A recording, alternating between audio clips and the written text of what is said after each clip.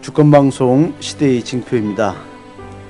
세월호 대학살이라는 국민적 슬픔과 비극을 지켜보면서 유신 독재자 박정희 치하에서 18년 동안 대한민국은 암흑 속에서 살았는데 역시 그 딸이 부정선거로 가짜 대통령이 되면서 또다시 암흑의 세상으로 돌아갔습니다. 18대 부정선거 자체가 이미 국가적 재앙이고 비극이었고 그 재앙의 여파로 무고한 어린 생명들은 억울하게 죽음을 당했습니다. 재앙 덩어리 박근혜를 끌어내지 않고는 세월호 참국은 계속 일어날 것입니다. 인간성 자체가 말살된 유신 독재자 똘마니들의 혈통은 독재자 박정희와 살인마 전두환에게 뿌리를 두고 있습니다. 18년 독재를 청산하고 그토록 열망했던 민주주의의 싹을 잘라버린 광주 5.18 대학살과 그리고 이명박 5년 동안 민주주의와 인권을 파괴한 세월을 보내며 다시 민주주의를 갈망했던 국민들에게 부정선거를 저질러 유령 대통령을 세운 결과 생겨난 세월호의 학살. 전두환과 박근혜 어쩌면 그리 똑같은지 놀랍기만 합니다. 세월호 대학살은 남의 일이 아닙니다. 만일 우리 국민들이 이 사건의 진실을 묻지 않고 박근혜를 비롯한 정부 관료들의 책임을 철저히 따지지 않는다면 이제는 우리들이 그 희생의 주인공이 될 것입니다. 국민들이 깨어나지 않으면 제2의 5.18 광주 학살, 제2의 세월호 학살은 멈추지 않을 것입니다. 국민들이 각성하고 분노하고 들불처럼 일어나는 저항의 행동만이 우리의 목숨을 지켜낼 수 있습니다. 오늘 우리는 5월을 지내면서 반드시 기억해야 할 사건 5.18 광주 민중항쟁과 한국 천주교라는 주제로 이야기를 나누어 보고자 합니다. 함께해 주신 여러분들을 소개하겠습니다. 저는 신성국입니다. 저는 최민석입니다. 반갑습니다. 윤원일입니다. 김양래라고 합니다.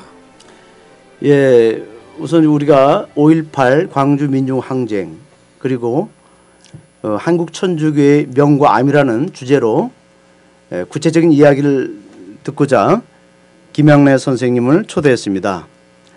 1979년 10월 26일 독재자 박정희가 중앙정보부장 김재규 장군의 거사로 살해당했습니다.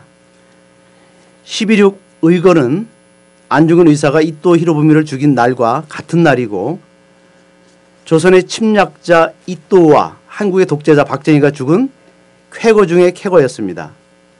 11.6 의거로 인하여 민주주의를 파괴한 18년간의 유신 독재 정권이 무너지면서 국민들은 민주주의를 기대했습니다. 그런데 당시 보안사령관인 전두환이가 12.12 군사반란을 일으키고 제2의 박정희 독재자가 되기 위해 군부를 동원하고 계엄령을 내려 민주화 열망을 일순간에 꺾어버렸습니다.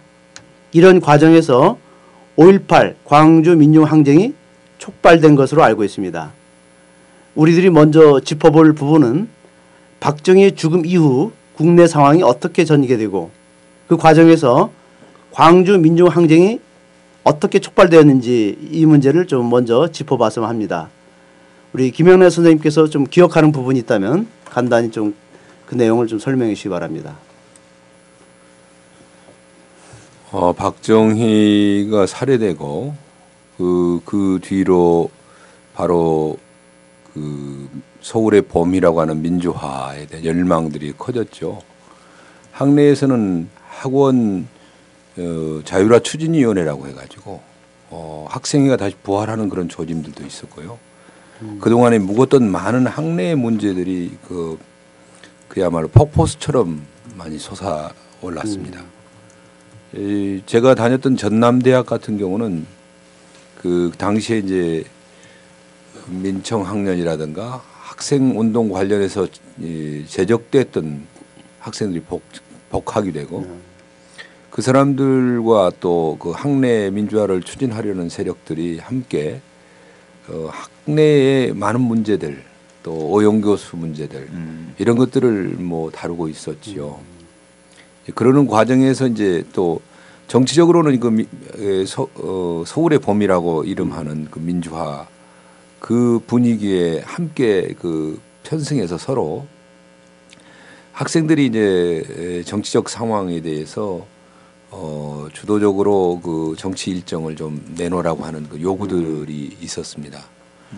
그런 과정이 이제 되면서 광주에서는 5월 16일 날 횃불 행진을 했죠. 5월 14일에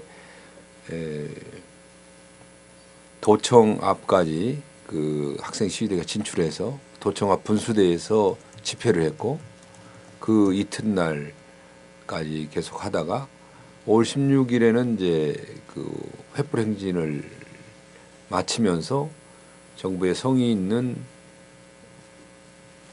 민주화 일정을 내놔라. 그렇게 하고 이제 당분간 자숙하기로 하고 학교로 돌아갔죠. 네. 그러면서 만약에 그 더 불행한 상황이 이런 민주 일정을 저해하는 다른 불행한 상황이 생긴다면은 전남대학교 정문 앞에서 모이자. 그렇게 하고 이제 다들 이제 돌아갔죠. 그러니까 평화시라고 규정 지을 수 있는 아주 그런 상황이었다고 보는 거죠, 일단. 그럼요. 그때는 이제 광주 같은 경우는 5월 16일 날 횃불 시위 같은 경우도 그 경찰들이 옆에서 보호했습니다. 그리고 거기서 뭐 부딪히거나 물론 5월 14일 이전에 항내에서 시위를 하다가 시내로 진출하려고 할 때는 그때는 페퍼포구라고 그랬습니다. 페퍼포구를 쏘는 차량들이 그 가스를 발사를 하고 그랬었는데 일단 5월 14일 날 그 경찰 저지선이 무너지고 학생들이 담을 넘어서 이제 도청까지 진출한 이후에는 그런 그 경찰들이 효과적으로 이렇게 저지선을 만들지를 못했고요. 그 5월 15일, 16일은 비교적 아주 평화롭게 또 그리고 경찰들이 그 더 다른 문제들이 생기지 않도록 좀 보호하는 그런 형태로 진행이 됐다고 보시면 되겠습니다. 그 전에 좀 우리가 지금 이제 세월호 사건이나 정치적인 상황 뭐 이런 것들을 감안하면 그 전에 우리가 좀 짚고 넘어가야 될 게 있어요. 그 해가 넘어가기 전에 김재규 부장이 박정희를 우리 김양래 선생님 살해라 그랬는데 주살. 죄인을 죽인 거를 주살이라고 합니다. 살해는 이유 없이 죽은 게 살해인데 정정 살해 주살. 근데 그러니까 목적 의식을 갖고 아니 죄인을 죽인 걸 그러니까 죄인을 죽일 목적으로 박정희는 역사적 죄인이니까 김재규 부장은 이미 박정희가 가지고 있는 권력력이 애국심을 넘어섰다. 그러니까 이 사람이 있어서는 민주주의가 실현될 수 없다. 또 건전한 국가 발전을 이룰 수 없다. 부정부패 집단이다. 라는 걸 확신을 하고 오랫동안 벼르다가 박정희를 죽인 거예요. 근데 그 지점에 있어서는 또 안중근 의사의 거사 유사하죠? 그렇죠. 또 이루민을 죽여야만 동양 평화가 그렇죠. 비로소 올 수 있다. 뭐 이런 한국 독립을 좀 제한적이긴 하지만 그런데 그 주사하고 난 다음에 국내 정치 상황이 상당히 좋지가 않았어요. 그렇죠. 일단은 이제 우리 신부님들 증언에 의하면은 김명삼 전 대통령 같은 사람 TV에 갑자기 나와가지고 TV에서 앞으로는 우리 자기를 중심으로 하는 민주당이 정권을 잡고 한국의 민주화를 이루어 나가겠다 이렇게 얘기하는 거예요. 그 바른 말이 아니거든. 지금까지 민주화를 효과적으로 독재 정권과 싸우지 못한 사람이 목숨 걸고 싸우질 않았잖아요. 정치인이라는 건 그런 거여야 되는데 안중근 의사가 보여준 것처럼 위난에 처했을 때 자기 목숨을 걸고 하는 거 아닙니까? 근데 안 했어. 그러면 먼저 반성을 하고 저희가 지금 죄를 많이 지었습니다. 그래서 이런 독재 국가를 우리가 막지 못했습니다. 라는 반성을 먼저 하고 여러분들 힘으로 민주주의를 만들기 위해서 노력을 하겠다. 그러면 그때 있는 국회의원들 신뢰할 수 있습니까? 이거 전부 해산하고 바로 그 총선을 통해서 새로운 국회의원들 여론에 의해서 그걸 뽑고 그렇게 해서 여러분들 뜻을 실현해 가겠습니다. 이렇게 해야 돼. 죄인으로서 먼저 속지 않은 걸 보여줘야 되는데 자기 중심의 국가 건설 얘기를 하는 거예요. 그다음에 김대중 대통령도 마찬가지였어요. 주변에 있는 분들 증언을 들으면 김대중 대통령 중심의 정권을 만들기 위한 그런 움직임이 있었다는 거. 그래서 그렇게 하시면 안 됩니다. 지금 제야나 밖에 있는 민주화 인사들을 다 모아서 거국적으로 통합된 민주화 단체를 만들고 그 힘으로 민주주의를 실현하기 위한 민중의 힘을 이용을 해야 됩니다. 근데 다들 정치인들이 자기 중심으로 갔단 말이에요. 그러니까 전두환이나 이런 군부들이 보기에는 가능하다고 생각을 한 거지. 갈라치기로. 자기네가 얼마든지 이 사람들 조정할 수 있고. 그다음에 이분들이 그런 중요한 정치 지도자들이 다 군부든 시민들이든 자기를 지지한다고 독단적으로 판단을 한 거예요.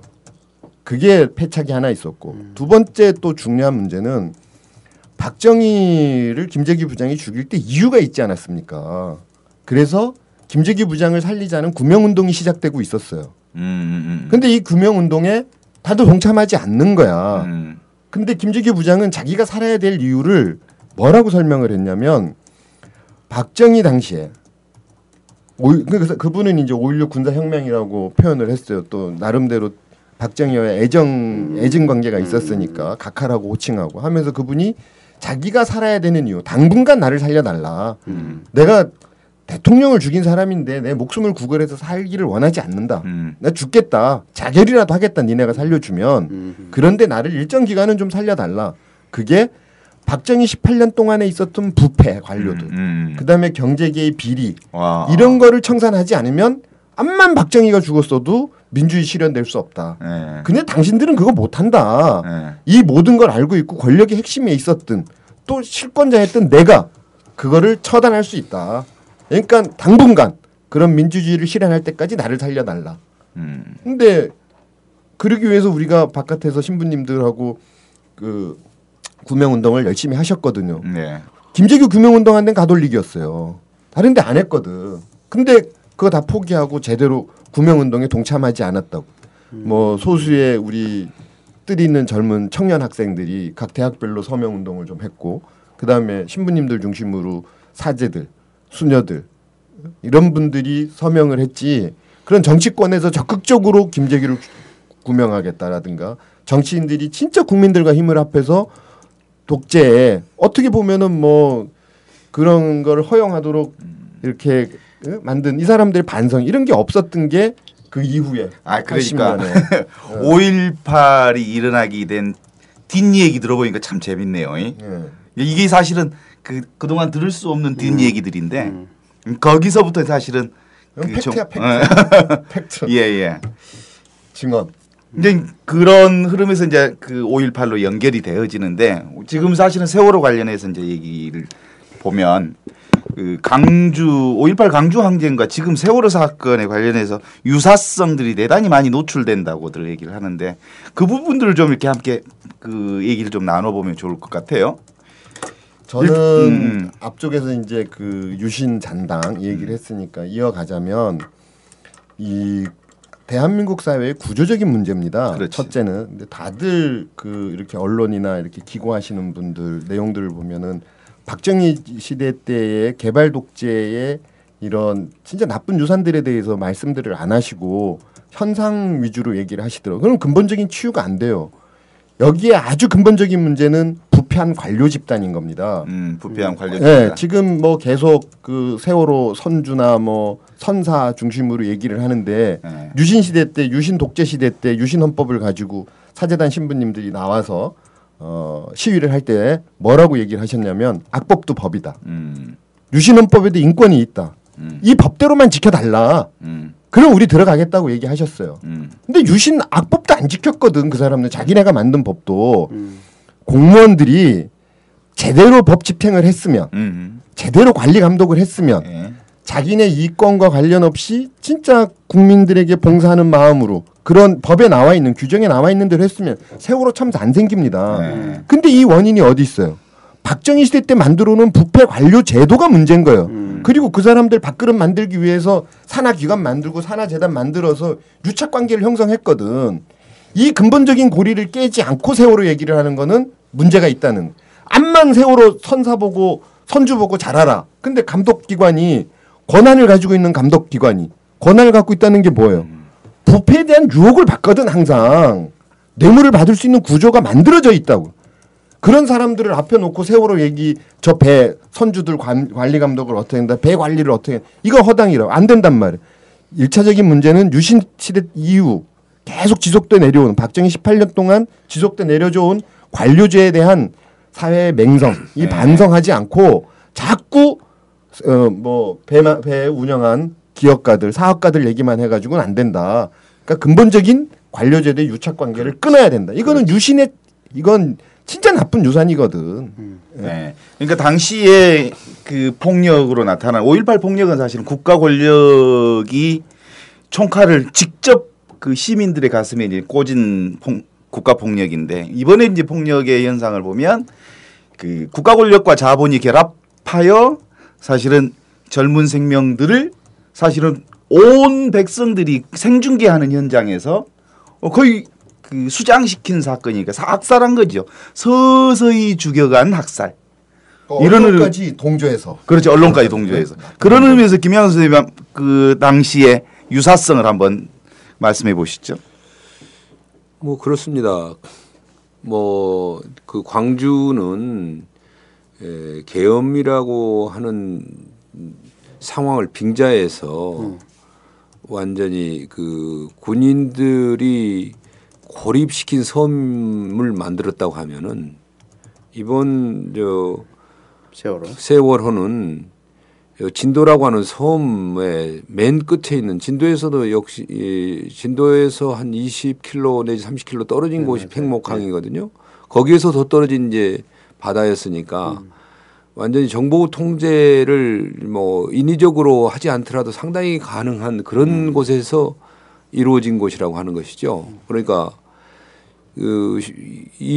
인터넷과 정보통신이 발달한 시대에 그 정보 통제를 효과적으로 해내는 부분에 있어서는 성공을 비슷하게 했다고 보여집니다. 단지 이제 그 성공하지 못한 것이 있다고 하면은 광주는 그때 이런 그 언론 통제가 완벽하고 확실하게 됐는데 세월호 같은 경우는 여전히 메이저가 아닌 뭐 게릴라 언론들에 의해서 그 끊임없이 그 내부의 정보들이 유통되고 또 그것이 확산되고 밝혀지고 확인되고 그런 과정 안에서 지금까지 여기까지 왔다라고 하는 부분이 좀 다른 점이라고 봐요. 이 국가 권력의 직접적인 피해자였던 광주하고 사실은 그 세월호 같은 경우는 아까 최신님도 말씀하셨습니다마는 국가 권력이 직접 그 가해자였냐라고 묻는다면 세월호는 그렇지 않다고 이야기할 수도 있겠죠. 그러나 구조하는 것의 일은 분명히 국가 권력의 일이지 다른 사람들의 일은 아닐 거란 말이죠. 그렇게 본다면 그걸 방관자 정말 어떻게 이런 상황에서 이렇게 대응할 수가 있을까라고 하는 것들을 우리가 늘 지금 확인되는 내용에 있어서는 지금 그야말로 국가 권력이 그 가해자의 입장에 서 있었지 않냐라고 저희들이 의심하고 있는 거죠. 또 그런 것들이 또 하나씩 확인이 되고 있는 거고 그렇다고 지금 생각이 됩니다. 5.18이 일어나고 강주에서 무장항쟁이 벌어졌어요. 한국 언론들은 그 이대로 두고서는 어떤 변화도 불가능하다고 그 판단한 것인지 모르지만 당시에 80년 5월을 피로 물들인 전두환 정권이 들어서기까지 1등 공신은 단연코 그 언론이었단 말이에요. 그런데 이번 세월호 사건 관련해서도 언론의 역할이 대단했던 것 같습니다. 이번에 그 5월 7일 날 KBS 막내급 기자들이 7일 날 자사의 세월호 사고 보도에 대해 집단적으로 반성문을 올린 것이 있어요. 근데 이제 자신들의 그 홈페이지에 올렸던 걸 또 내려버렸더만요. 거기에서 보면 현장에서 그 막내급 순수한 기자들은 그 열심히 취재하려고 갔다가 자신들이 그 현장에서 이렇게 쫓겨나고 또 냉대받고 뭐 그 기자 취급도 받지 못하는 아주 상황이고 그래서 자신들은 아마 위에서 내려준 보도 지침이 있었는지 모르지만 그 지침에 따라 이제 정리되고 현장은 아주 다르고 그러면 그런 관련해서 사실은 그 5.18 상황의 언론과 지금 세월호 상황의 언론이 유사성이 참 대단히 많아요. 5.18 때 언론은 어땠습니까? 5.18 때 언론은 사실은 KBS, MBC가 이제 그 한국의 주요 방송이었는데 방송들이 정말 그 시민들을 분노케 해서 결국은 MBC가 불탔잖아요. 아마 KBS도 시내에 있었으면 불탔을 겁니다. 그런 정도로 이제 시민들이 현장과 사실이 다르다고 생각을 했고요.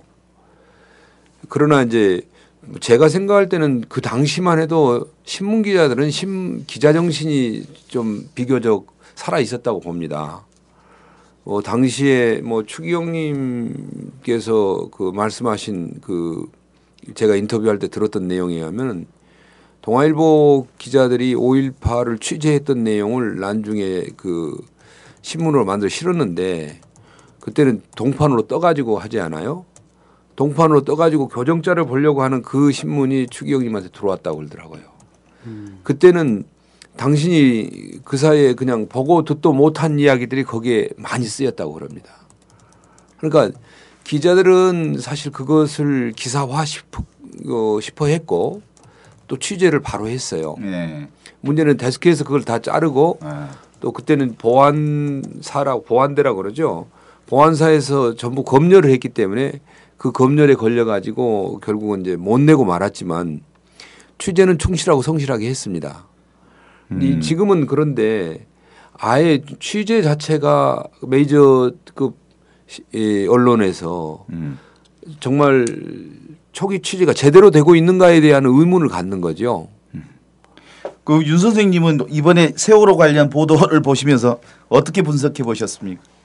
유사한 거죠. 그러니까 그 당시에 물론 그 우리 김양래 선생님 말씀하신 대로 신문 기자들 중에 일부 정의감에 불타서 사실대로 보도해야 된다라고 한 분들 계셨어요. 근데 대체로 사주들 중심으로 이게 언론이 다 사주가 있다 보니까 우리나라는 사주들 중심으로 정부가 요구하는 것만 다 썼단 말이에요. 근데 이번에 보도하는 것도 보면은 좀 정부가 주는 내용. 그러니까 주로 그 뭐 유 회장이라는 분, 유병헌. 그러니까 그분이 사이비 종교의 대표고, 그 다음에 불법적으로 자금을 축적했고, 국민들의 공분을 살 수 있는 여건을 얼마든지 가지고 있는 분이에요. 그분이. 근데 그게 드러나서 범죄로 확인되고 뭐가 문제가 있다고 하기 전에는 무죄 추정의 원칙에 의해서 인격적으로 존중해야 되거든요. 그런데 언론이 공통적으로 그 사람을 아주 대단한 범죄자로 몰아가는 거예요. 그다음에 국무회의 석상에서 이거 엄벌에 처해야 된다고 얘기하고 난 다음에 아주 더 심하게 됐거든. 그러니까 저는 언론에서 전부 조작된 정부에서 주는 대로 받아서 쓴 그런 통제된 언론, 관제 언론이었다. 그러니까 그런 점에서는 5.18 때하고 지금하고 거의 똑같다라는 점에 저는 주목하고, 어떻게 한 사람만을 국가적으로 일어난 재난에 대해서 그리고 관료들의 무능과 부패에 의해서 일어난 범죄 행위를, 세월호 사건은 분명하게 관료들의 부패에 의해서 일어난 겁니다. 그런데 그거를, 그럼요, 그렇게 일어난 학살이라고, 광주 버금간 학살이거든.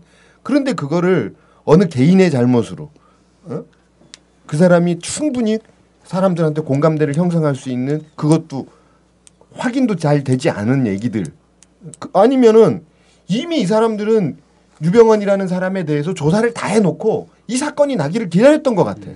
그러지 않고 한순간에 어떻게 그 많은 사실을 그냥 쭉 매일 그냥 막 수십 시간을 보도를 하냐고. 예? 정신 나간 사람들 아닌 다음에야 전 직원이 가서 그것만 파내거나 그러지 않은 다음에, 그거 정부가 준 자료란 말, 검찰이 주고 경찰이 준 자료거든. 그럼 이 사람들은 고의적으로 유병헌이라는 사람을 죽이려고 작정하고 있었다. 근데 그냥 어떻게 저 사건, 세월호 사건이 생긴 거야. 그러니까 거기에 얹혀가지고 그냥 한 거 아닌가. 그러면 야, 이러지 않고는 어떻게 이런 식으로 한 사람에 대해서 그렇게 많은 정보와 자료를 그런데 그렇게 많은 정보와 자료를 줘. 그럼 사전에 조사 안 하고 그때 조사했다고 합시다. 그렇게 기동성이 있고 대단한 정보력을 갖고 움직임을 가지고 있는 국가기관이 세월호 사건에 대해서는 아이들 구조하러 가고 아이들을 찾아내고 해야 되는 배를 인양하고 해야 되는 그런 상황에서는 어떻게 헬리콥터에 구조 장비도 안 갖고 가고 말이야. 배 구조 아니 근데 처음에 보도할 때 내가 보면서 우리 아이들 같이 보고 있었어요. 그럼 내가 뭐라 그랬냐면 저 미친놈들 아니냐고. 내가 그 보면서 아니 창문 깨고 들어가서 애들을 구해야지. 배 침몰하고 있다고 보도하는 거야. 이 미친놈들이. 정신 나간 새끼들이지. 보도하는 새끼들도 마찬가지고. 아니 애들 구하라고 보도를 해야지. 배 침몰하고 있다고 보도하는 거야. 미친놈들 아니냐고. 그럼에도 불구하고 광주에서도 그렇고 지금 세월호도 그렇고 그 언론이 지금 크게 잘못되어 있고 뭔가 방향이 틀렸다고 함에도 불구하고 다른데 자기들 정보를 그 효과적으로 알려줄 또 그것에 대해서 공감을 일으킬 수 있는 데가 없으니까 그래도 거기에 또 기대를 하고 또 가족들은 거기에 그 희망을 갖고 뭔가 자기들의 이야기가 진실된 이야기가 실릴 거라고 생각을 하고 광주도 마찬가지예요.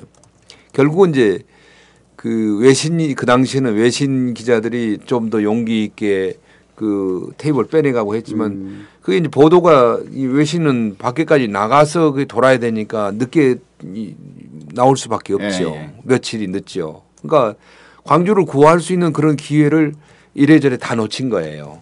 그러면 언론이 제대로 보도를 했고 왜냐하면 군인들이 정말로 백주에 뭐 인간 사냥을 했다. 그렇게 처참한 일들이 광주에서 벌어졌다. 그랬다고 하면 지금 같으면은 그걸 계속하라고 놔뒀겠어요?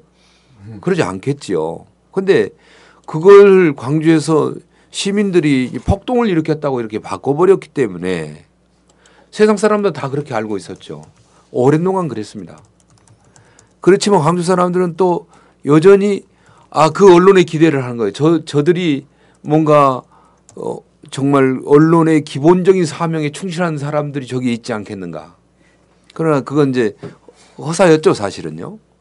지금 뭐 아마 그 우리 세월호에서 가족들이 점점점 놓아가는 그 희망이 바로 똑같은 상황이었지 않나 하는 그런 생각이 들어요. 제가 진도를 갔어요. 진도를 가서 저는 진도 있는 분들, 진도 분들을 몇 번 만났어요. 운이 좋았지. 근데 거기에 이제 그 진도 해역 바다에 원래 이제 바닷가니까 사람들이 이게 고기잡이 하러 갔다가 빠져서 돌아가시기도 하고 낚시하러 오는 사람들이 빠지기도 하고 아이들도 빠지기도 하고 또 이제 남쪽 끝이니까 이렇게 세상에 희망이 없다 해서 스스로 목숨을 끊어오시는 분들도 있고 이런 거예요. 그래서 한 20년 전에 진도 자체에 그 잠수할 수 있는 분들 중심으로 구조대가 만들어져 있었어요. 구조대가 진도 구조대. 그러니까 20년 이상 활동을 한 구조대예요. 네? 근데 이제 그거를 만들고 창설하신 분들 얘기야. 그분이 이제 얘기하다 막 우시더라고. 첫날 갔대. 첫날. 근데 생각해 보세요. 해경이 되든 누가 되든 그 진도 앞바다를 잘하는 사람은 누구겠어요? 20년 동안 구조대를 운영한 분들이 제일 잘하는 거야. 지형 조건을 너무 잘하니까. 네. 그리고 진도 그 바닥은 뻘이랍니다. 바닥이. 뻘이니까 이게 한 5m만 들어가도 불을 켜도 안 보인대요. 근데 그거는 진짜 그러니까 잘 아는 분들이 가야 될 거 아닙니까? 그럼 20년씩이나 해오고 그 안에 바다를 또 고향인 분들이야. 그러면 그분들을 우리 같으면 신부님 같으면 어떻게 했어요? 초청을 해서라도 안 오면 모시고 가서라도 구조에 협력을 좀 해달라 뭐 이렇게 해야 될 거 아닙니까? 그 사람들이 죽음을 각오하고 그 구조하러 간 거야. 가셨는데 하루 만에 쫓겨난 거야. 하루 만에. 이거는 뭔가 감추고 싶은 게 있지 않은 다음에야 정부가 그런 보도 그 이후에 계속 많이 나왔잖아요. 민간 잠수사들 뭐 들어가지 못하게 했다는 둥 뭐 어쩌게 했다는 둥.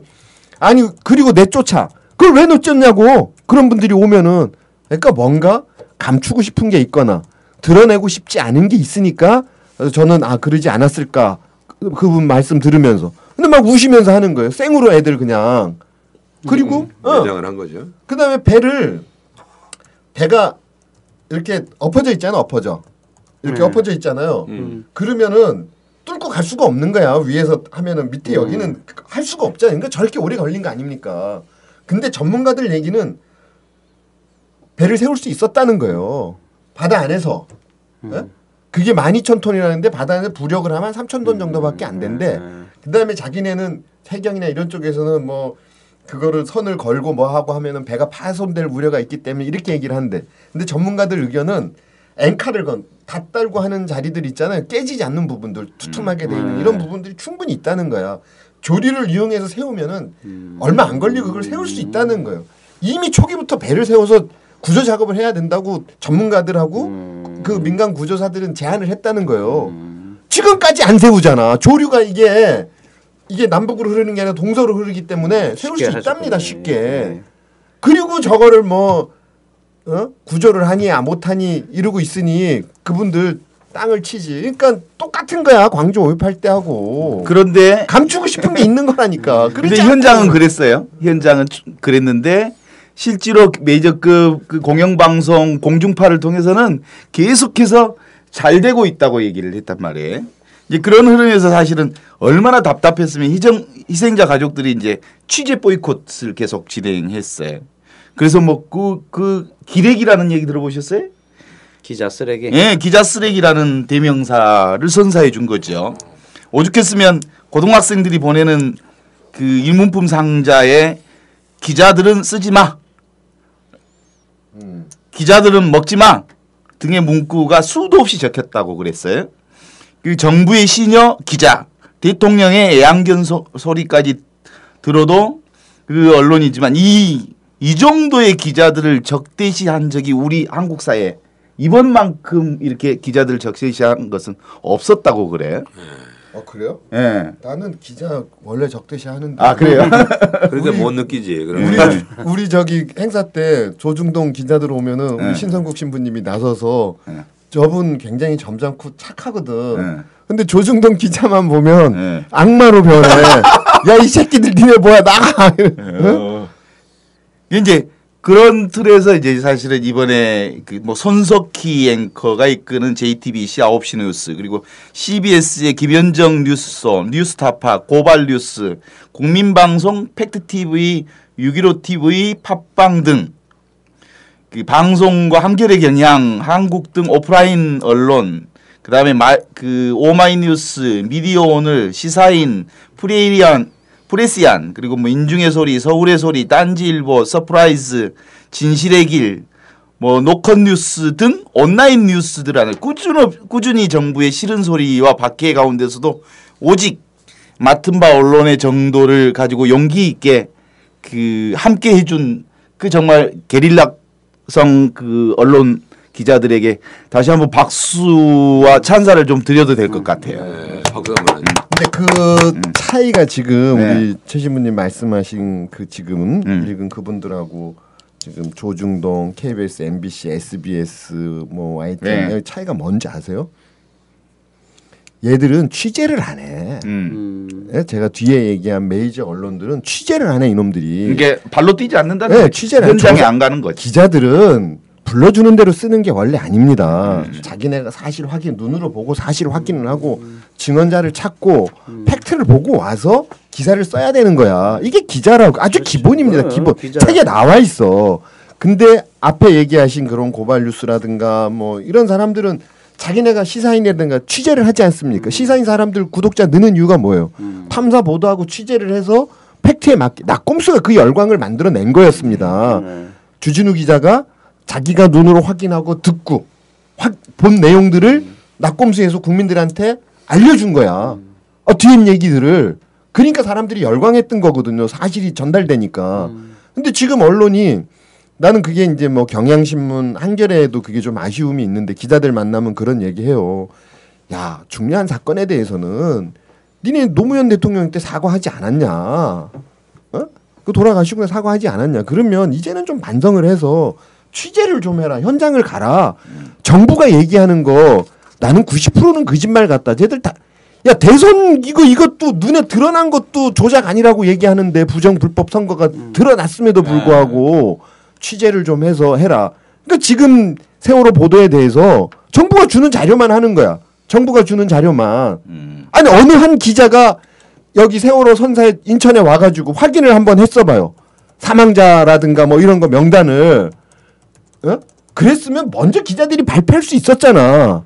근데 그게 나중에 2주 3주 지나고 난 다음에 요새 하루 이틀 전에 뭐 2명이 뭐 착오가 있었느니 어쩌느니 얼마나 답답한 기자들입니까? 그 아주 진짜 똑똑하고 유능한 수천 명의 기자들이 그거 하나 조사를 못 한다는 게 그러니까 똑같다는 거지. 똑같다는 80년도에 기자들 그 받아준 대로 적은 기자들이나 지금 국민들에게 그 뭐라 그래 감성을 자극하는 요상한 장면. 아니 나는 그 보면 분노가 생기는데 우리 애들은 울어. 보고 우는 거야. 그때 언론에서 그 12.12로 군부를 장악한 이른바 신군부 세력이 비상계엄령을 전국적으로 이제 확대함으로써 5.17 구테타를 일으킬 때 중앙일보가 이렇게 지지하고 나섭니다. 19일자 사설에 나오는 거죠. 그 자제와 화합으로 국가적 시련을 극복하자. 그것이 바로 사설인데 사설의 제목인데 사설의 내용은 이렇게 얘기합니다. 계엄령의 확대 시행은 그 목적이 사회 질서, 사회 활동의 정상화를 위한 불가피한 수단일 수밖에 없다. 이렇게 이제 구테타의 정당성을 역설했어요.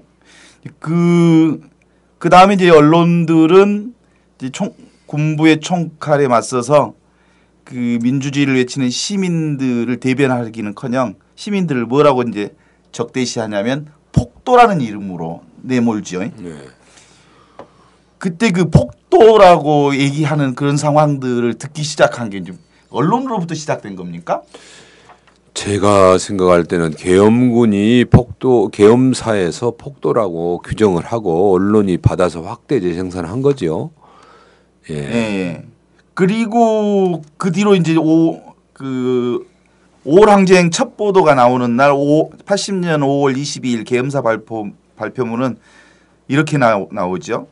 북계 방송 강주 사태만 집중적 선동 기사를 부각시키는 편집한 시문들을 이렇게 내기 시작하는데요. 5월 25일자 각 신문에서는 강주 현장을 다녀온 기자들의 기사가 이렇게 실립니다. 조선일보 사회면 머릿 기사인데 무정부 상태 강주 일주 바리케이트 너머 텅 빈 거리엔 불안감만 하고 보냅니다. 그리고 고개의 내리막길엔 바리케이트가 쳐져 있고 그 동쪽 너머 무정부 상태의 강주가 있다. 쓰러진 전신주 강목 벽돌 등으로 터진 바리케이트 뒤에는 총을 든 난동자들이 서성이고 있는 것이 보였다라고 보도합니다. 그 당시 조선일보 사회부장이었던 김대중 기자가 쓴 기사입니다. 그 다음 날 사설은 더 이제 가증스럽게 진행이 되는데 도덕성을 회복하자. 이런 사설인데요. 비극의 나라를 우방으로 둔 그 나라, 그러니까 미국에 대해서 그 거추장스러운 몸으로 근데 그 얘기하면서 이 나라가 도덕성을 회복해야 이 나라가 제대로 간다. 이런 식으로 그 폭도 그리고 북한 간첩, 북한의 조정 이런 얘기들이 강주를 분노시키게 된 원인 중에 하나였죠. 그렇죠. 사실 뭐 그 김대중이라고 하는 사람이 그렇게 썼다고 하니까 좀 새롭네요. 아, 그 사람은 원래 그런 그 바탕이 그런 사람이구나 하는 생각이 드는데 사실은 그건 일부 부분은 사진 한 컷만 놓고 보면 사실이지요. 근데 그 이전의 상황과 그럴 수밖에 없는 상황과 그 안에서 일어나고 있는 상황들을 다 본다면은 그렇게 함부로 쓸 수가 없죠. 왜냐하면 얼마나 그 맨손의 시민들의 저항이 심했으면 이 수많은 시민들에게 총질을 하고 군인들이 도망갔겠어요. 그리고 저 사람 말대로 이렇게 안에 총을 두고 왔다 갔다 하는 사람들이 있고 을씨년스러운 그 광경이 보였다면 그 안에 사는 사람들이 모두 공포에 떨어야 됐고 또 수많은 약탈과 방화 이런 것들이 있어야 됐을 텐데 이 광주 항쟁이 끝난 다음에 광주 항쟁의 흠을 잡으려고 얼마나 노력을 했겠습니까? 그렇잖아요. 왜냐하면 폭도였으니까 너희들이 하는 짓이 폭도였다. 너희들끼리 저 무정부 상태라고 하는 걸 갖고 있으면서 이거 어떻게 됐냐. 질서도 없고 그야말로 서로 재산을 약탈하고 노리고 사람들은 엄청 그 위험에 떨고 그런 그 위기 상황들을 보도를 했어야 되는데 한 건도 그런 일이 없었어요. 예, 은행이 안전했고 또 사람들은 자기들이 가지고 있는 음식을 나누어 먹었고 모든 상황들이 다 뭐 하다못해 그 주유소 같은 데 털린 데가 없었으니까 그런 상황들이 있었기 때문에 그 이후에 폭도라고 하는 것을 입증할 만한 그 내용을 내놓지 못한 거죠. 그런데 그렇게 함부로 김대중이라고 하는 사람이 썼다라고 하는 것은 그 사람이 원래 사고하는 방식과 내용이 거기밖에 미치지는 못했기 때문이고 왜 그 사람이 사실을 몰랐겠어요. 그게 이제 그 방금 얘기한 것처럼 개인의 의식과 성향으로 그 사설이 이루어졌다고 볼 수 없죠? 이게 이제 잠깐 앞에 얘기를 그럼 좀 해야 되는데 1941년에 이제 얘들이 전면적으로 대동아 일본 시작을 하고 난 이후에 조선 동아가 폐간됐다고 합니다. 근데 이제 제가 기록을 찾으니까 이 새끼들 폐간이 아니야. 폐간이 아니야. 돈 주고 팔았어. 예? 그러니까는 조선일보는 그때 이제 윤정기가 새로 들어오고 막 이랬어. 그래서 50만 원인가 그때 돈으로 50만 원인가 돈을 받았어. 그리고 동아는 한 30만 원. 그러니까 조선이 80만 원, 동아가 30만 원인가 윤정기 새로 들어오고 해서. 그러면 이게 폐간이냐고. 돈 주고 판 거지. 그러니까 뭐 난 이제 이거를 앞으로 역사적으로 좀 밝혀야 된다. 근데 언론학자들도 폐간이라고 자꾸 얘기하니까 요새 원로 기자분들 만나면 제가 은퇴한 선배님들 만나고 폐간 아닙니다. 이 새끼들 판 겁니다. 판 거. 50만 원 주고 팔고 80만 원 주고 판 거지. 폐간 아닙니다. 이렇게 얘기하거든. 근데 그리고 나서 45년 해방되고 난 다음에 조선이 먼저 창간을 하고 이후에 이제 동아가 12월 1일 45년 12월 2일자로 창간을 해요. 근데 잘 알고 있지 않습니까? 조선일보와 동아가 친일을 했어. 그거는 그 당시에 해방됐을 때 민중들이 다 알고 있었던 사실을. 친일파를 처단해야 되는 거야. 그러니까 해방되자마자 사회주의 계열의 신문들이 우후죽순으로 막 생깁니다. 신문이 수십 개였지 않습니까? 그런데 자본과 돈을 갖고 있고 장비가 다 있는 조선과 동아는 창간을 안 해요. 안 하고 11월 말 12월에 가서 창간을 한단 말이에요. 왜 그랬느냐? 친일파들이 권력을 다시 장악할 수 있다고 확신이 드는 시점에서 얘들이 창간을 하는 거야. 눈치를 보다가. 네. 미국 놈들이 우리 편이구나. 친일파인 우리를 보호할 수 있다. 라고 생각한 시점에서 조선과 동아가 창간을 해요. 그게 11월 말 12월 초에 창간을 하는 거야.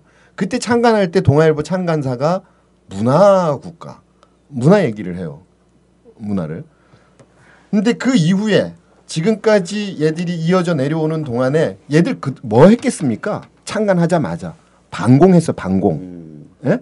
그러니까 나라를 세울 때 친일파들이 살아갈 길이 반공. 이거 다 아는 얘기니까. 반공을 국시로 만드는 나라. 반공을 중심으로 해서 자기 권력을 유지하기 위한 틀을 만드는 일을 조선 동아가 앞장서서 한 겁니다. 나중에 뭐 시간 되면 또 한 번 더 얘기하기.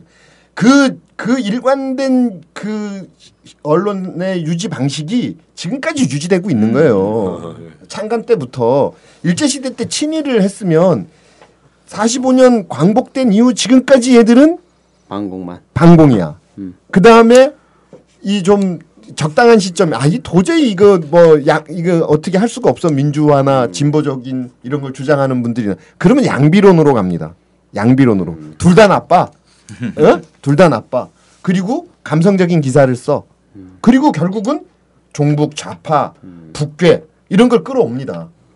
그거는 이 신문이 유지되는 아주 이 100년 동안의 역사의 역사. 그러니까 그날 그때 5.18 시점에 가서 생기고 지금 세월호 와서 생기고 이게 아니라고. 권력과 유착하고 애초부터 권력과 유착해서 얘들이 동아와 조선을 만들었고 일제시대 때 그다음에 해방된 전국에서 권력과 유착해서 신문을 만들었단 말이에요. 다시 재창간이라고 해. 그다음에 지금까지 그 방식으로 유지돼 왔어요. 그러니까 권력의 편을 들고 반공을 앞세우고 그래서 사람들을 비난하고 그리고 모든 사건을 종국에는 그런 식으로 이분법적으로 사건을 종결하게 만든다면. 근데 세월호에서는 반공 얘기할 수는 없잖아요. 아이들이 죽었는데 정부의 무능으로. 그러니까 어떻게 가? 사람들의 동정심을 자극해서 국가 전체가 진짜 비통한 그런 마음에 잠겨서 비난을 하지 못하도록 하는 거야. 정상적인 비판 기능을 나라에 있는 모든 사람들이 국회의원이든 언론이든 우리 같은 시민운동하는 사람들이든 정상적인 비판을 하지 못하도록 만드는 역할을 조중동이 하고 있는 거야. 비판해야 될 거 아닙니까? 아이들을 왜 이렇게 참혹하게 죽어야 됐는가. 국가 권력에 대해서 비판하고 정치하고 있는 사람들 비판해야 되거든. 근데 못하게 만드는 거야. 슬픔에 잠겨서 이걸 하면은 아이들 슬퍼하는 거에 대해서 우리가 반대하는 거야. 나쁜 놈들이지. 그러니까 언론의 정상적인 기능을 상실하고 있는 놈들이지. 그게 똑같은 거지. 5.18 때나 지금이나. 그러니까 항상 약자편에서 그 사실 보도를 해야 할 언론이라면 참사 발생 당시 아이들이 죽어가고 있는데 어찌된 영문인지 잠수부가 한 명도 안 들어가고 있다는 가장 중요한 사실을 톱뉴스로 크게 연거푸 알렸어야 되는 거 아닙니까? 그렇죠. 그게 중심이죠. 그런데 해경의 5차례나 계속된 거짓 보고만 듣던 청와대가 그 소식을 듣고 재빨리 손을 쓰므로써 한 명도 못 살린 오늘의 처참한 모습을 모면할 수 있는 계기가 되었을 텐데 그토록 언론의 사실 보도는 그 언론의 아주 중심 테마인데.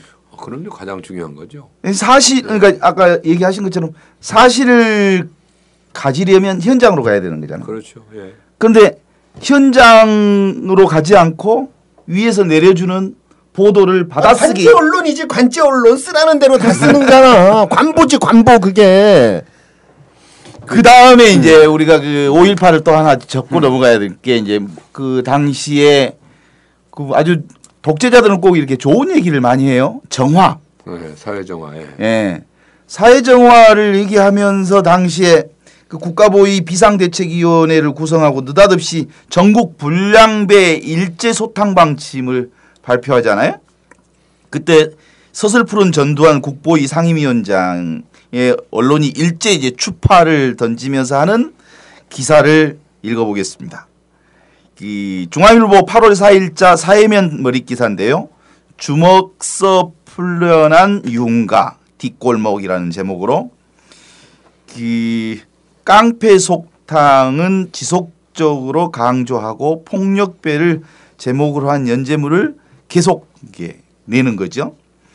그 조간인 조선일보 8월 5일자 사설에 사회학 수술에 대해 기대하면서 국보위의 이번 조치에 대한 기대는 바로 심층적이고 강력한 추진력에 대한 기대라고 찬양을 합니다.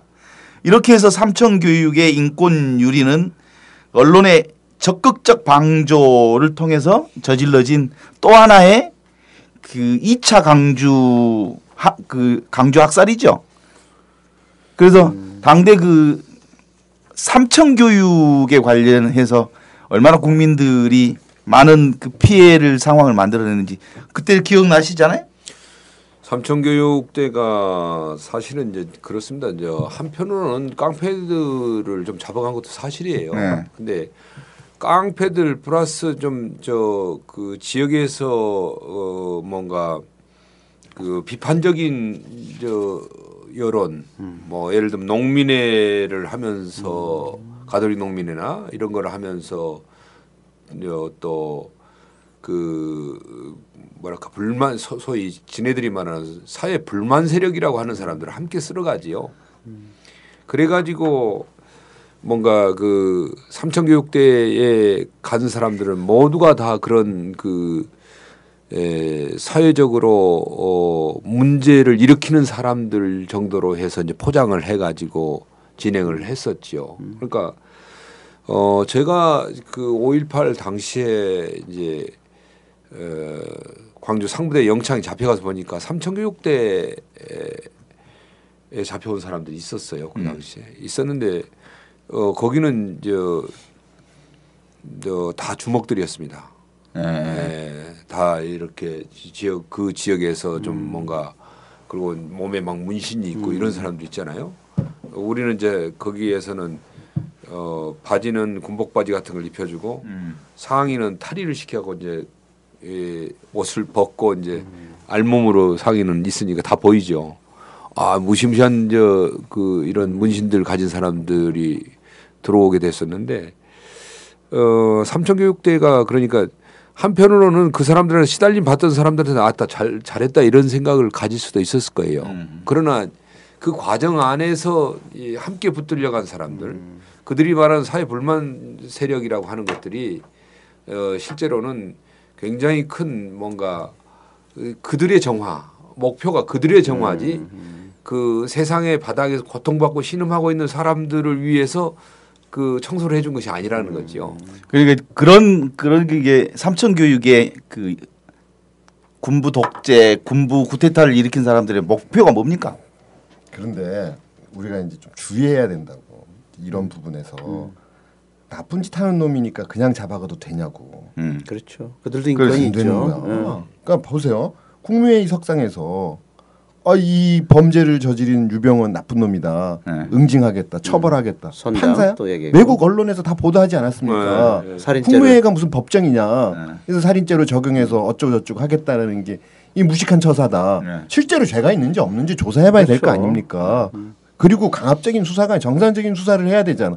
이거 이제 여론 조사를 수사를 해서 저 사람은 나쁜 놈 됐어. 예? 실제로 내 나쁜 놈인지 뭔지 나는 잘 모르겠어요. 하지만 이미 여론에서 이 사람은 폐류나야. 저거는 가서 그냥 패 죽여도 되는 사람이 돼버렸어요. 이게 정상적인 법치 국가입니까?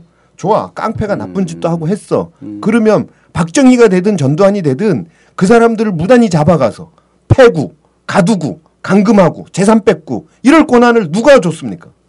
안 되는 거예요. 애초에 깡패가 되든 뭐가 되든 그런 식으로 잡아가는 거는 민주주의 국가에서 허용 안 되는 제도입니다. 그렇죠. 해서는 안 되는 일을 한 거야. 그게 누가 됐든 그러니까 애초부터 불법적인 행위 원천적인 불법. 그런데 잡아간 놈 처벌 안 하잖아. 박정희도 처벌 안 하고 전두환도 처벌 안 하잖아. 그러니까 다음에 다른 새끼가 나와서 그럴 수도 있다는 거 아니에요. 그리고 깡패 잡아가는 건 돼? 국민들한테 그런 식으로 이 새끼들이 국가재건 최고회의 할 때 그렇게 만들었어. 이마수 뭐 이런 깡패를 잡아갈 때. 한번 해보니까. 그러니까 또 된다고 생각한 거야. 다음번에 전두환 같은 새끼 또 나올 수 있. 지금 보세요. 국방부, 군부 한번 보세요. 정군 교육 어떻게 시키고 있나. 그런데 그런 놈이 나오면 또 그럴 수 있다는 거야. 근본적으로 이건 악인 거야. 하면 안 되는 짓을 청와대에서 하고 있고 군부가 저지른 거야. 그러니까 유신 잔당이라니 드러나는 거 아니에요. 어떻게 국무회의 하는 데서 재판을 하냐고. 저 새끼 나쁜 놈이니까 죽이라고. 맞는 이야기 같아요. 우리도 뭐 저희가 생각할 때 그건 나쁜 놈 같아. 그 나쁜 놈 같다고 걔를 그 죄를 물어서는 안 되죠. 아 그래 저 사람 나쁜 거 같네. 그건 내 생각일 뿐이지. 그게 법으로 정당하게 어떻게 어긋났는지라고 하는 것은 다른 문제지요. 그러니까 좀 더 냉정하게 상황을 봐야 된다고 보고요. 그 언론 같은 경우는 정말 자기의 기본적인 자세에 충실해야 된다고 봐요. 근데 그 충실함이 없으니까 제가 오늘 그런 이야기를 해요. 어떤 택시 기사 택시를 탔어요. 여기 오면서 급해가지고 그분이 모두가 자기 자리에서 바로 하면 되지 이렇게 하면 손을 들고 나오면 안 됩니다. 그래서 선생님 그 세월호 혹시 안 보셨어요? 세월호 우리 아이들이 가만히 있으라 해서 가만히 있었지 않습니까? 그건 선장이 나쁜 거지요. 그렇죠. 선장이 나쁘지요. 그럼 선장을 어떻게 해야 돼요? 아무 소리를 하지 않아요. 선생님 선장 벌을 줘야지요. 지금 우리 사회도 이렇게 놓고 보면 어떻습니까? 다 가만히 있으라고 하지 않습니까, 선생님처럼. 근데 모든 게 정상이고 잘 되고 있습니까? 어디에선가 지금 이런 일들이 계속 벌어지고 있지 않아요. 그런데 가만히 있으라. 그게 지금 우리끼리 서로 통하는 이야기가 되겠습니까? 지금 이제 어른들은 아이들한테 가르칠 거 아닙니까? 가만히 있으라고 하면 믿지 마라고 가르칠 거 아닙니까? 그것이 바른 겁니까? 가만히 있으라고 하는 게 믿지 마라고 가르치는 게 정상입니까? 모든 게 정상이 될 수 있도록 하기 위해서 그런 것이지. 그렇게 이야기했더니만 이분이 다른 말 안 해요. 자기는 공직을 하다가 나와서 운전하고 있기 때문에 이렇게 소란스러운 게 싫다는 거예요. 그 소란을 누가 조장을 했습니까? 누가 그 소란을 하게 만들었습니까? 그 원인에 대해서 이 생각을 좀 더 우리가 분명하게 해야 되지 않는가 이런 생각이 듭니다. 5.18 생각하면 계속 그 중간 민주화 운동으로 규정받기 전 단계에서 했던 얘기 중에 하나가 이제 지속적으로 요구한 것 진상 규명과 책임자 처벌. 예. 이 세월호 상황도 이제 진상 규명을 위한 작업들하고 책임자 처벌 작업이 이제 같이 이루어져야 할 틀인데 앞으로 이거 어떻게 해야 합니까? 근데 저는 진상 규명 제대로 안 될 거라고 생각합니다. 그래요? 광주 진상 규명 제대로 됐습니까? 보세요. 우리 이제 올해 2014년이야. 그죠? 74년 인혁당 사건, 울릉도 간첩단 사건, 74년에 민청 사건 엄청나게 많은 그렇죠. 사건들. 또 하여간 그에 유별나게 간첩 조작 사건이 많았어요. 요새 이 틈에 하나 홍보하자면 그 대학로에 있는 눈빛극장에서 울릉도 사건을 다룬 연극하고 있습니다. 상척꽃이라는 거. 시청자 여러분들 많이 좀 가주시고 우리 신부님들 김 선생님 안 보셨죠? 못 봤습니다. 눈빛 오늘 다 보고 가야 돼. 눈빛극장 가서 신신부님도 다 보시고 그거 이제 공연하고 있거든요. 그런데 진상 규명 됩니까? 안 되잖아요. 그 다음에 책임자 처벌합니까? 그러면 전두환, 노태우, 정호영이 다 잡아다 사형시켜야지. 얼마나 무고한 인명들을 살상을 했는데. 그다음에 그리고 나서 배상 제대로 합니까? 그리고 그 이후에는 우리 공동체가 이런 범죄를 다시는 저지르지 않겠습니다. 라는 약속을 해야 됩니다. 그 약속을 어떻게 합니까? 아이들한테 가르치고 시민들한테 교육을 해야 되는 거야. 그렇게 해서 다시는 우리 공동체가 이런 범죄를 저지르지 않겠습니다라고 해야 돼요. 근데 지금까지 2014년인 지금까지 이전에 드러난 그런 조작 사건, 이런 광주 희생 사건 이런 거에 대해서 진상 규명 제대로 했어요? 책임자 처벌했습니까? 보상 제대로 했습니까? 시민들한테 교육 제대로 합니까? 안 하잖아. 하다못해 님을 위한 행진곡 노래도 못 부르게 하는 나라야. 그 다음에 대도 않는 새끼들 나와가지고 지금도 광주 광주 민주항쟁에 대해서 뭐 북계가 어쨌느니 그 다음에 이거를 유네스코 가서 신청하는 거를 막아야 된다. 이거 국제적으로도 이런 사건이 일어나면 반인륜적 범죄, 반인도적 범죄 하면 안 된다는 거 1920년대 이미 로마 협약으로 체결했어. 하면 안 되잖아. 그러면 그거 국제적으로 공인하고 같이 공감해야 되는 부분을 그것마저도 반대하는 놈들이야. 이놈들이. 근데 저는 세월호 사건 진상규명 정부에 맡겨서는 죽었다 깨어나도 할 수 없습니다. 그러니까 이거 하려고 하면 시민들 제3의 기구를 만들어서 그분들이 진상규명하도록 해야 돼. 그래도 이 새끼들 은폐해서 자료 안 내놓을 거예요. 그러니까 저는 확실하게 이 사건을 규명하는 거는 우리나라 같은 이 부패한 관료 구조에서는 어렵다라고 저는 전제를 하고 하지만 최선을 다해서 이 진상규명 되도록 해야 된다. 그러기 위해서는 많은 시민들 저희처럼 오랜 상처를 갖고 살아온 사람들 광주에서 그 아픔을 겪었던 우리 김 선생 이런 분들이 관심을 가지고 지속적으로 사회에다 이런 얘기를 해야 돼. 세월호 사건만큼은 이제 초기니까 제대로 밝히자. 그다음에 국회의원들 정신 똑바로 차리고 목숨 걸고 싸워야 된다고. 그러지 않으면 저는 불가능하다. 안 된다. 안 할 거다 이놈들. 예, 저는 윤 선생 의견에 동조하면서 조금 다른 의견이 있어요. 그 진상 규명에 대한 의지가 별로 없을 거다라고 하는 건 동의합니다.